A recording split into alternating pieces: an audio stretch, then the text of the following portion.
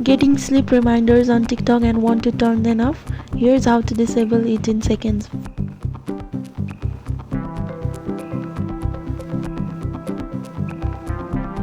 First, open the TikTok app on your phone. Now go to your profile by tapping the profile icon at the bottom right. Tap on the three lines in the top right corner, then select Settings and Privacy. Scroll down and tap on Screen Time or Digital Wellbeing.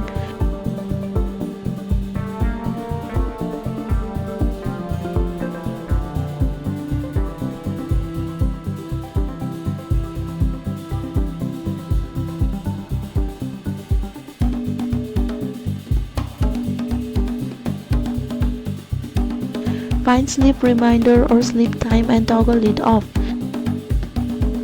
Turning this off will stop TikTok from sending bedtime alerts.